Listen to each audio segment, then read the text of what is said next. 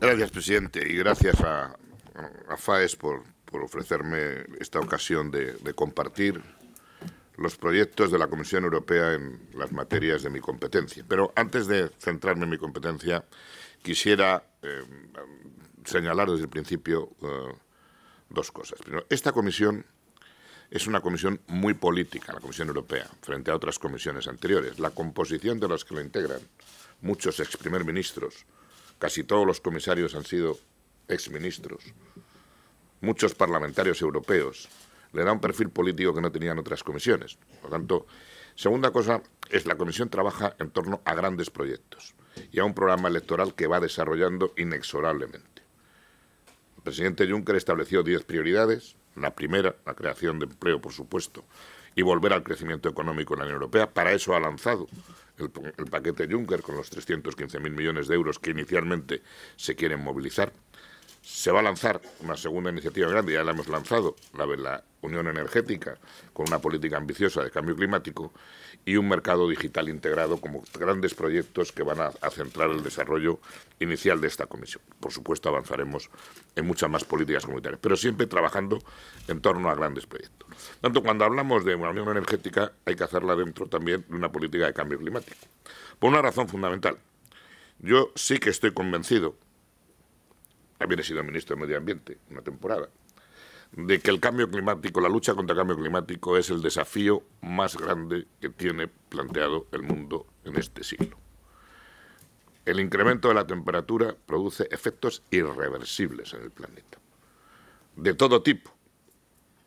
Cambio de biodiversidad, pero movimientos migratorios, porque los problemas del agua son imposibles de gestionar en un horizonte de incremento de la temperatura y, por lo tanto, la evidencia científica en este momento no se cuestiona de que hay que frenar el incremento de la temperatura para que no se suba por encima de 2 grados la temperatura mundial. Eso va a requerir unos esfuerzos muy intensos en todas las áreas y eso requiere que en París haya un acuerdo global. Un acuerdo que la Unión Europea pretende que sea ambicioso, homogéneo en cuanto a los esfuerzos, verificables los esfuerzos y un acuerdo dinámico, porque de la noche a la mañana no se cambian los patrones energéticos de los estados del mundo y no se cambian los hábitos de los ciudadanos. Pero queremos conseguir que en París se establezca un objetivo de reducción de CO2 para el año 2050, no para hoy ni para mañana, para el 2050, de una reducción del 60% respecto a los niveles de 1990, que los objetivos sean vinculantes, y hay que reconocer que en este área los Estados Unidos tienen un problema grave porque el Congreso norteamericano tiene unas mayorías que le impiden aceptar compromisos vinculantes en el marco de un protocolo internacional bajo el paraguas de Naciones Unidas. Si queremos, desde luego, que sea un proceso dinámico de adaptación del nivel de las ambiciones y queremos que todos los países desarrollados pongan encima de la mesa sus compromisos de mitigación antes de que se abra la negociación de París. Hasta este momento estaba acordado, tanto en Varsovia como en Lima, que en el primer trimestre de este año las grandes economías mundiales irían con sus compromisos de mitigación. El hecho es que a día de hoy solamente Suiza y la Unión Europea han puesto encima de la mesa sus compromisos. Noruega tiene anunciado compromisos iguales que los de la Unión Europea y los Estados Unidos han anunciado que puede que lleguen el día 31 también con compromisos similares. Pero tendrían todos los países del G20 y G7 tendrían que poner encima de la mesa compromisos de mitigación similares, entre otras razones, para que haya un campo de juego en condiciones de igualdad, un level playing field. Es necesario que los esfuerzos de la lucha contra el cambio climático sean igual de ambiciosos en todos los países industrializados y en aquellos países en desarrollo, en las economías en desarrollo, que tienen más componentes de contaminación atmosférica. Porque, claro, hay que pensar que la Unión Europea puede hacer grandes esfuerzos, pero es el 9,5% de las emisiones mundiales y junto con China y Estados Unidos llegaríamos a solo al 42%. Por tanto, en este momento hay un reto que es conseguir en París un acuerdo vinculante con objetivos ambiciosos, con un proceso dinámico de revisión. Pero ese acuerdo tiene consecuencias sobre el sector energético, claras. Y por eso la Unión Europea, cuando ha establecido sus compromisos de reducción de emisiones, el 40% del 2030, que va en la senda de llegar al 60% en el 2050, se estableció un objetivo de reducción del 20% en 2020, ahora pasamos a un objetivo del 40% en 2030 y en 2050, para ser efectivos en combatir el calentamiento global, habría que llegar al 60%. Pero para llegar a ese 40% no se puede hacer si el mix energético global de la Unión Europea no se modifica sustancialmente. Y por eso hay que llegar a un 27% en los modelos que maneja la Comisión de Renovables y en los modelos que maneja la Comisión de Eficiencia Energética a un 30%. Y es verdad que son todos objetivos complicados, los tres: decarbonizar la economía, desarrollar las renovables y aumentar la eficiencia energética. Por eso, la Comisión Europea ha lanzado una estrategia para ir hacia una unión energética que trabaja en 5 frentes diferentes. En primer lugar, trabaja en garantizar la seguridad de abastecimiento, la seguridad energética. Y es que han cambiado las situaciones. Hace unos años todo el mundo consideraba que los abastecimientos de energía de la Unión Europea no tenían el menor problema. La situación después del final de la Guerra Fría era tranquila, los contratos de suministro con proveedores externos se hacían con toda normalidad y los flujos de gas por los gasoductos discurrían sin ninguna interferencia de carácter político. Pero el conflicto con Ucrania ha puesto de manifiesto la vulnerabilidad que tiene la Unión Europea. Basta saber que la Unión Europea importa el 53% de su energía con un coste de 400.000 millones de euros. Es decir, 1.000 millones de euros diarios de importaciones de energía. Somos el mayor importador de energía del mundo. Pero 6 estados de la Unión Europea dependen de un único proveedor exterior para sus importaciones de gas. Y, por lo tanto, son absolutamente vulnerables a las circunstancias geopolíticas. Si a eso se suma que el 75% del parque de viviendas es ineficiente desde el punto de vista energético y que en calefacción y refrigeración se va el consumo, el 40% del consumo, que el 94% del transporte depende de productos derivados del petróleo, de los cuales el 90% es importado, y que las subvenciones energéticas en la Unión Europea, directas o indirectas, suponen 120.000 millones de euros al año, pues se ve un panorama ciertamente preocupante. Si además consideramos el estado de las redes y del estado de la generación energética en la Unión Europea, que requerirán más de 1 billón de euros en el sector energético de aquí, billón debe ser traducción del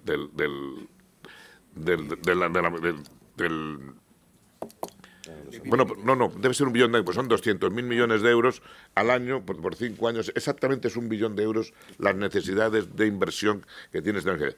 Y si añadimos a esto que las compañías eléctricas en este momento atraviesan una situación muy complicada por los sistemas tarifarios que están en vigor, pues tenemos un panorama ciertamente preocupante.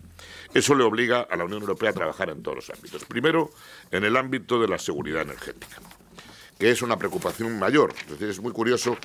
A mí me preocupa mucho el mercado interior único integrado, pero cuando viajas por los 28 estados de la Unión Europea, la seguridad energética se convierte en un factor determinante de preocupación.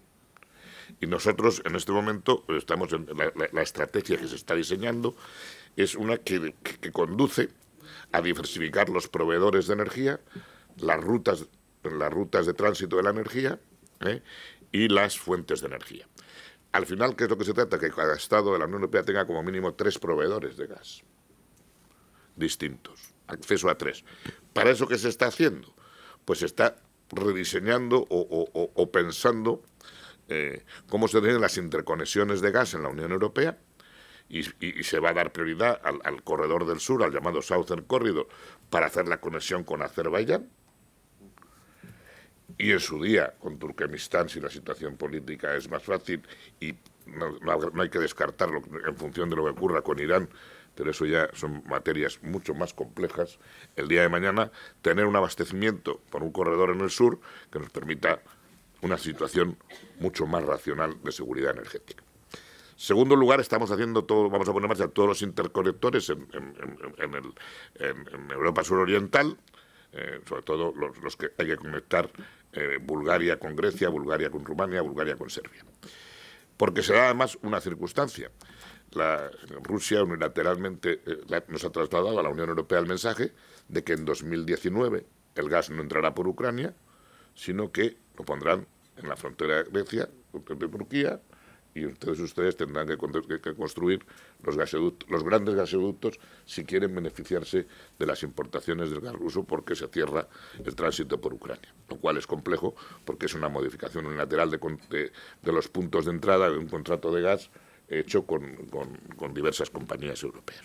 Por lo tanto, primera alternativa. Segunda alternativa, desarrollar una estrategia de gas natural licuado. Hasta el momento el gas natural licuado tenía un precio mucho más alto, además estaba la demanda de países como Japón y países de Oriente, de China, que disparaban los costos del gas natural licuado y que hacían que los buques en tránsito no llegaban ni siquiera a España porque se rerouting, se le cambiaba el itinerario en función del precio y no llegaban a las plantas de licuefacción españolas, sino que se vendían con incrementos de precio. Pero claro, como estamos en un horizonte de precios del petróleo decrecientes y estamos en la banda de los $50 y los precios del gas están indexados al petróleo, en este momento el gas natural licuado empieza a ser más atractivo, y lo mismo ocurre con el gas, porque con muchos contratos de gas están indexados, el gas natural también empieza a tener reducciones de precio, aunque con los contratos con Rusia hace falta 9 meses de reducción de precio para que se noten los impactos. Todo eso nos lleva a diseñar una estrategia que la Comisión, en el marco de esta política de seguridad, quiere diseñar una estrategia de gas natural licuado nueva, teniendo en cuenta el potencial de plantas regasificadoras que existen en este momento en la Unión Europea, pero desarrollando las interconexiones de gas necesarias para que sea una realidad la utilización de este gas con nuevos hubs que permitan competitividad, competencia y mejores precios. A esto se une otro factor añadido, que es que en las negociaciones del Tratado de Comercio e Inversiones con Estados Unidos, la Unión Europea quiere introducir un capítulo de energía para liberalizar, entre otras cosas, las exportaciones de gas de los Estados Unidos y, en segundo lugar, para eliminar el sistema de dual pricing, de precio dual, de manera que las exportaciones se hagan en las mismas condiciones que los precios internos. Si eso se verifica simultáneamente todo, hacemos los gasoductos, entre ellos el MidCat de España. Si Francia hace su red de interconexión del sur de Francia con el centro de Francia, si los Estados Unidos liberalizan sus exportaciones, entonces tendríamos una capacidad de desarrollar una estrategia de gas natural licuado para la cual España está particularmente bien posicionada, porque España tiene 7 plantas de regasificadoras con una capacidad de 67 billones de metros cúbicos, BCMs en la terminología, tiene dos interconexiones con Argelia, que tiene una capacidad de 20 BCMs, pero tiene una nula interconexión con Francia, porque tenemos una interconexión que solo son de 7 BCMs. De nuevo aparece el tema de las interconexiones. Pero eso permitiría a España aspirar a convertirse en un hub mediterráneo que complementara el que está en este momento en Holanda y el que está en este momento en el Reino Unido. Y cuando hay muchos hubs, hay competencia. Y cuando hay competencia, los precios de la energía se pueden reducir. Por tanto, la estrategia de gas natural licuado es uno de los proyectos fundamentales en el ámbito de la seguridad energética que queremos poner en marcha. Segundo gran capítulo en el que queremos trabajar la Unión Europea es en buscar un mercado interior de la energía plenamente integrado. Y esto pues son los trabajos de Hércules. Decía John Muller que mi problema más grave era conciliar posiblemente la política de cambio climático con la política energética. No es tan complicado. No es tan complicado si se hace con equilibrio y si se hace pensando en el largo plazo. Mucho más complicado es buscar un mercado interior de la energía plenamente integrado. Mucho más complicado. En primer lugar, porque hace falta interconexiones físicas. Claro, cuando se analiza la situación de las interconexiones en la Unión Europea, pues el espectáculo es ciertamente preocupante en muchas áreas, no solo en la península ibérica. Porque además se hizo una declaración importante en el Consejo de Barcelona, y algo tendría que ver el presidente Aznar, año 2002, de buscar un nivel de interconexión del 10% en el año 2005, y como se dice en Andalucía, verde las han segado, ¿no?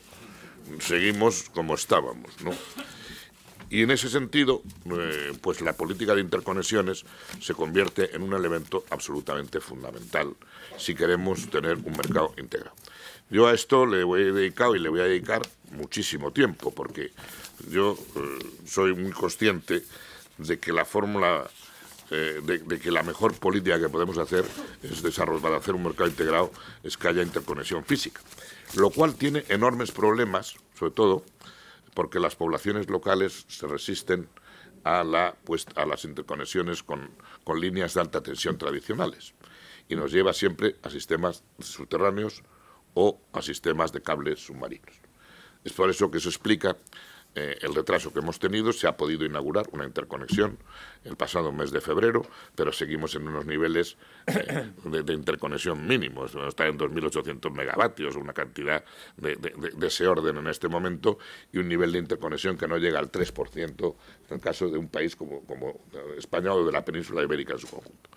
Para llegar al 10% hay que lanzar proyectos. Se ha hecho un gran acuerdo político entre el presidente Hollande, el presidente Rajoy y Passos Coelho, Portugal, para lanzar el resto de las interconexiones. En este momento está en fase de estudio el cable submarino del Golfo de Vizcaya a Aquitania, pero es una inversión muy costosa, más de 2.200 millones de euros largos, que va a requerir apoyos públicos importantes, además de los que la iniciativa privada ponga en marcha, y hay que poner en marcha 2 conexiones transpirenaicas más, que tienen que ser declaradas proyectos de interés comunitario en la próxima ronda de octubre de proyectos de interés comunitario. Entonces, ahora hace falta un gran acuerdo político, de nuevo, de Francia, España, para que se consideren proyectos de interés comunitario y a partir de ahí poder acceder a la financiación comunitaria y a los apoyos de la Facilidad de Conexión Europea, la Connecting Europe Facility, y poder apoyarlo. Con todo eso, España todavía estaría lejos del 10%. Estaríamos próximos y tenemos que estar en el 15% en el año 2030. Bueno, primera parte. Segundo ámbito en donde tenemos que trabajar para hacer un mercado integrado es el desarrollo de los códigos de red, los llamados network codes, que permiten a las redes entre sí y hacer los intercambios de energía en las condiciones más razonables. Aquí afortunadamente hemos progresado algo más.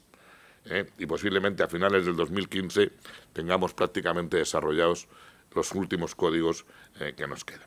Y en tercer lugar, para que haya un verdadero mercado integrado, pues tenemos que empezar a ver qué pasa con los sistemas de formación de precios y tratar de eliminar los precios regulados, tema que no es menor.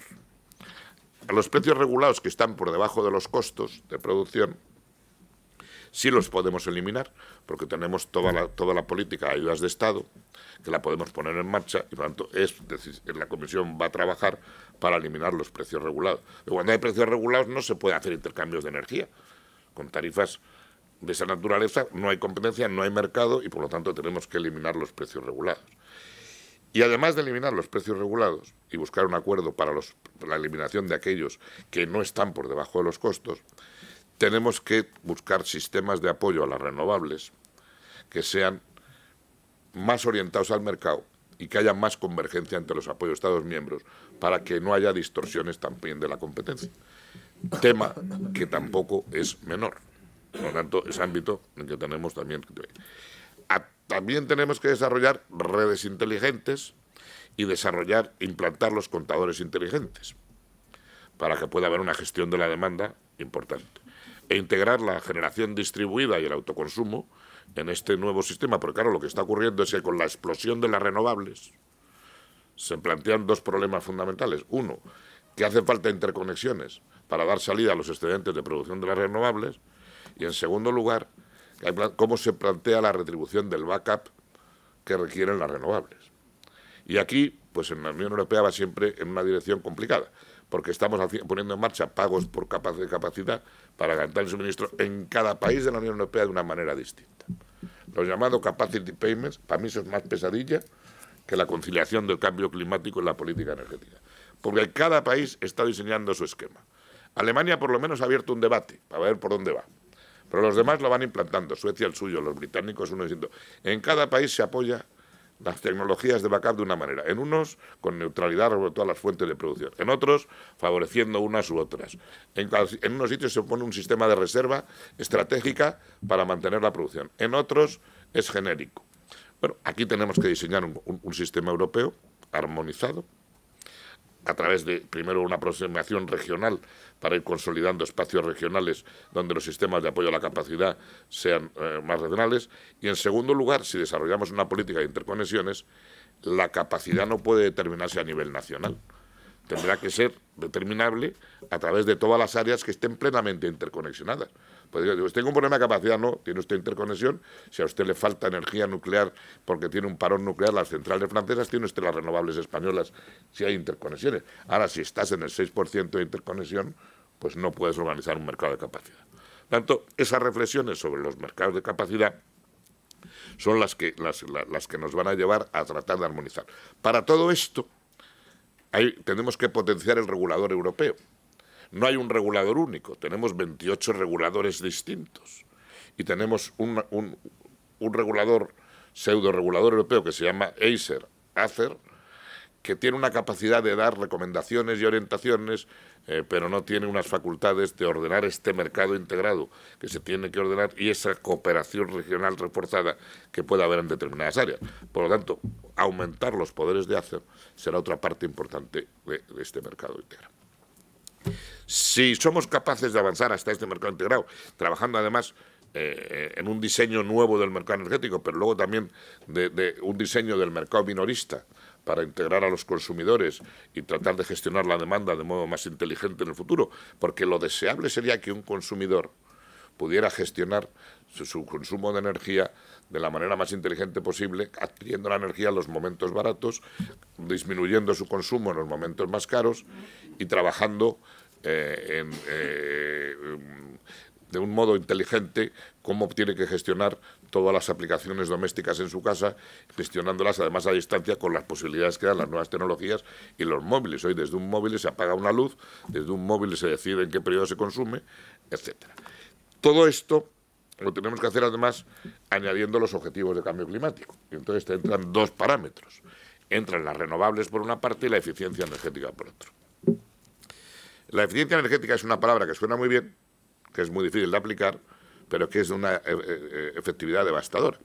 O sea, cada un 1% que mejora la eficiencia energética en la Unión Europea, se disminuyen las exportaciones de gas un 2,6%. Tanto la mejor política energética que se puede hacer es las políticas de eficiencia energética. Disminuyes la dependencia exterior, aumenta tu seguridad energética, reduces las facturas y tienes un sistema mucho más equilibrado. Problema de la eficiencia energética. La eficiencia energética, fundamentalmente que hay dos sectores donde más se puede actuar, son dos, las edificaciones y el transporte. Las edificaciones tienen el 40% del consumo, calentamiento y refrigeración. 75% del parque de viviendas europeo es ineficiente. Se construyó en épocas de baja renta per cápita o de bajo crecimiento económico, a la salida de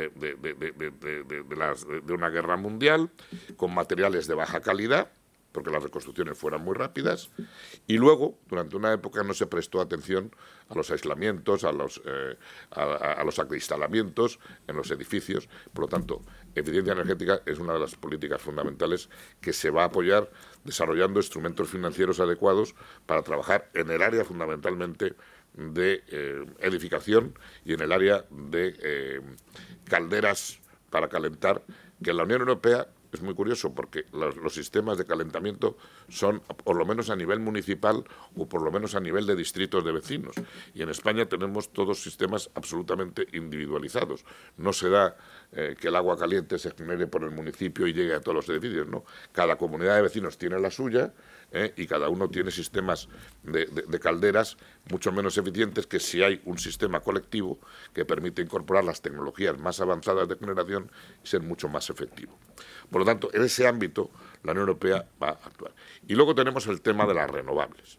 El tema de las renovables, que lo que requieren son sistemas de retribución más inteligentes, más vinculados al mercado, evitando los errores del pasado, donde hemos desarrollado a una velocidad vertiginosa la implantación de las renovables, pero sin tener en cuenta los costos que eso iba a producir. Desde luego hemos logrado el desarrollo tecnológico, pero con unos costos muy, muy importantes. Ahora hay tecnologías muy maduras, pero hay otras que van a necesitar apoyo en el futuro. Todavía hay algunas de renovables. Y aquí pues habrá que diseñar los apoyos y las retribuciones orientadas al mercado buscando la armonización de las mismas. Y finalmente está el capítulo de la innovación tecnológica, donde en materia de energía tendremos que seguir financiando innovación, sobre todo en un capítulo que en España se menciona menos, pero son las técnicas de captura y secuestro de carbono. Porque hay muchos países de la Unión Europea donde el carbón sigue siendo importante en la generación, pero el carbón es altísimamente contaminante y cuando se tiene un objetivo del 40% de CO2, el carbón se convierte en un problema como combustible fósil muy contaminante. Para eso hay que desarrollar las técnicas de captura y secuestro. Hasta ahora hemos invertido mucho dinero, pero no se ha logrado que poderlas poner en marcha en condiciones de mercado. Tanto habrá que seguir. Y en segundo lugar, hay que resolver el viejo problema del almacenamiento del CO2 cuando luego hay que inyectarlo en el subsuelo. Porque como en todas otras cosas, cuando hay que almacenar algo es cuando se empiezan a plantear los problemas. Sean vertederos, sea inyección de carbono en el Mar del Norte en este momento, sean cementerios nucleares. Esos son los temas más complejos que hay que resolver si se quiere seguir manteniendo la utilización del carbono en un caso o si se quiere tener siguiendo energía nuclear. Y finalmente, señalar que todo este gran programa de la Unión Energética tiene 5 años para desarrollarse. Pero antes de que se desarrolle la nueva legislación, pues lo que vamos a hacer es aplicar el tercer paquete energético, que debo decir que no se aplica prácticamente en media Europa. O sea, lo del unbundling, lo de la separación de la generación, de la distribución, la mitad de los países no lo aplican, la eficiencia energética, las directivas no se ejecutan. Por tanto, una de las partes más desagradables de mi cartera es hacer que los 28 Estados miembros cumplan el tercer paquete de energía, con colaboración técnica para facilitarle su cumplimiento, pero también con la decisión de llevarlos al Tribunal de Justicia de la Unión Europea en caso de incumplimiento. Por tanto, el proyecto Unión de Energía es un proyecto de 5 años de duración, es un proyecto en donde con la nueva filosofía de esta comisión solo hay que legislar si hay un valor añadido europeo claro. Better legislation, less legislation. Por lo tanto, estamos en un proceso donde los comisarios tienen que justificar que hay un valor añadido para hacer alguna regulación de carácter europeo. Y por eso funcionamos con un sistema primero de hacer una comunicación diciendo lo que queremos hacer, abrir una consulta a la sociedad civil, valorar si hay un valor añadido europeo en la legislación que te pones en marcha y en ese caso legislar. Y así, este proyecto tiene 5 años. Por contra, la lucha contra el cambio climático requiere que en París haya un acuerdo. Y por lo tanto, de aquí al mes de diciembre hay que trabajar para conseguir que todos los Estados, todas las partes que integran el protocolo de Naciones Unidas de lucha contra el cambio climático presenten compromisos de mitigación, que desde luego todos los países del G20 y G7 tengan los niveles de ambición similares a los que ha tenido la Unión Europea, porque eso es absolutamente fundamental, que en París se establezca ese proceso dinámico de revisión si no se llega con los compromisos a tener un impacto suficiente para frenar el calentamiento global en los límites que la ciencia establece y que pongamos en marcha un paquete financiero para facilitar procesos de adaptación a los efectos del cambio climático a los países en vías de desarrollo. Va a ser una cita muy importante, es una fecha donde tiene que haber un resultado positivo y a partir de ese resultado pues tendremos que seguir trabajando en una región energética que concilie los objetivos de reducción de emisiones con el desarrollo de energías limpias y con el desarrollo de sistemas energéticos que sean rentables y que puedan competir en toda la Unión Europea en condiciones de igualdad entre fuentes, entre países y entre sistemas. Muchas gracias.